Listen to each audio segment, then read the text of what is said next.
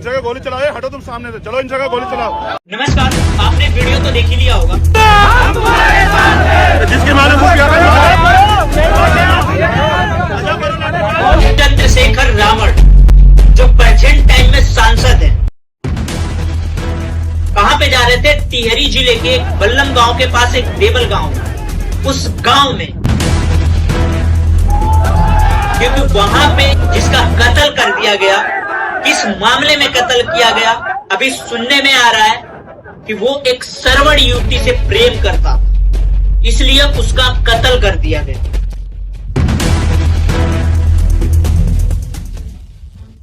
अब वो क्लियर नहीं है कि सच में यही मामला है या कुछ और है, क्योंकि आज के समय में ये बिल्कुल साफ है कि कोई किसी से भी प्रेम करता है तो किसी की इजाजत नहीं लेकर के करता। और ये मत समझिएगा कि ये प्रेम के मामले को सुलझाने के लिए भाई चंद्रशेखर रावण जा रहे हैं। ऐसा विवादित मामला है कि आप सोच भी नहीं सकते।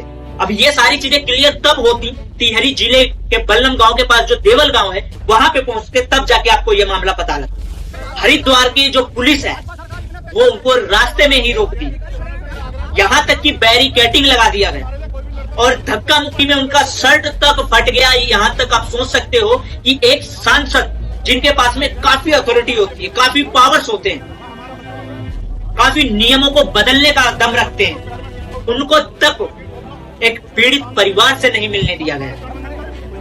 आप सोच सकते हो किस हिसाब से पूरे इंडिया का, किस हिसाब से पूरे भारत का सिस्टम कितना करप्ट हो चुका है। चंद्रशेखर रावण जी को जो सांसद हैं, उनको इसलिए नहीं मिलने दिया गया कि वो सारे मुद्दों को आगे बढ़ाएंगे, हर एक चीज खुल करके सभी के साथ डिस्कस करेंगे और वो न्याय दिलाएंगे। और ये सरकार चाहती नहीं है, ये सिस्टम चाहता ही नहीं है। गलत चीजों को बढ़ावा दिया जा रहा है, गलत करने वालों को सपोर्ट दिया जा रहा है, तो कहां से चीजें बदल पाएंगी मेरे भाई? अगर आप यंग हो, मेरे जैसे नौजवान हो, तो आपसे बस मैं एक ही रिक्वेस्ट करूंगा कि आप आगे बढ़ो। अगर आगे नहीं बढ़ सकते हो तो मेरे जैसे आगे बढ़ने वाले इंसान को सपोर्ट करो। सपोर्ट यही कि आपका सिर्फ एक वोट चाहिए, एक वोट।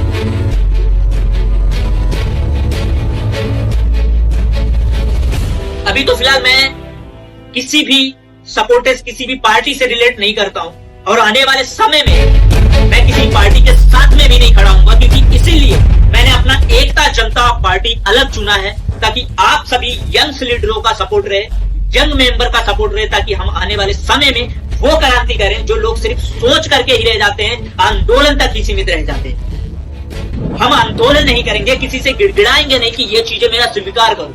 लोकतंत्र है, पर हम उसी तरीके से विवाद खड़ा करेंगे जिस तरीके से निपटारा हो सकेगा। गलत के साथ में जब गलत किया जाएगा ना, तभी उसको अच्छा समझ में आएगा, ये एहसास दिलाया जाएगा। सोचो कि एक पीड़ित परिवार को समर्थन देने के लिए किसको खड़ा किया जाता है?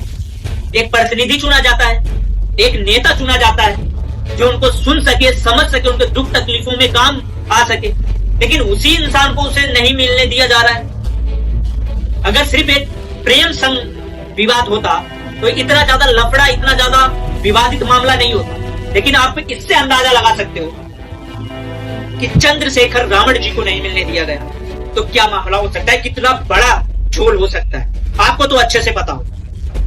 मैं आपसे बस इतना ही चाहता हूं कि आप अपनी प्रतिक्रिया कमेंट बॉक्स में जरूर बताइएगा, और एक सच्चे भारतीय और एक अच्छे यंग लीडर होने के नाते एक अच्छा कमेंट जरूर करिएगा। हम किसी के सपोर्ट में नहीं है, किसी के खिलाफ नहीं है, बस हम ये चाहते हैं कि हमारा जो इंडिया है इसमें हर कोई स्वतंत्र है, हर किसी को बोलने की आजादी है और हर किसी को अपना हक पाने की आजादी है।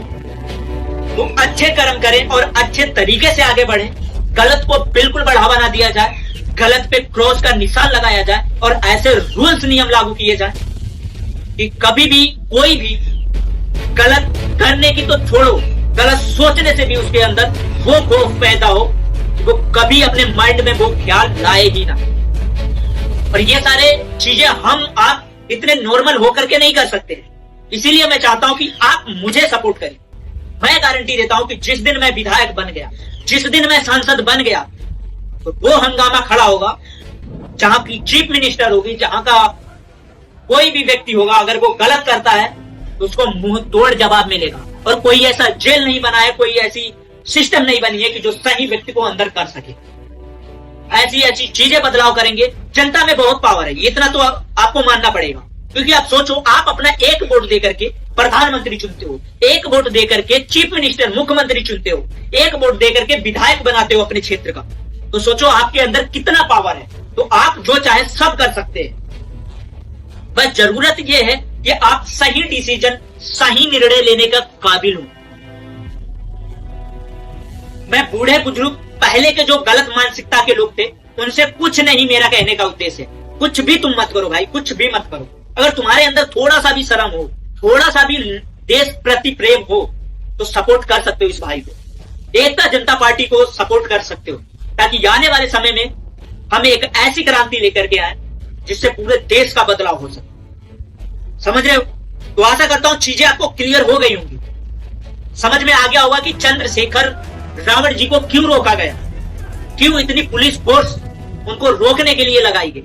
जब इंसान को किसी चीज से डर होता है ना मेरे भाई, तभी वो उस चीज को रोकता है, तभी चाहता है कि वो ना हो, ताकि हम सेफ रह सके।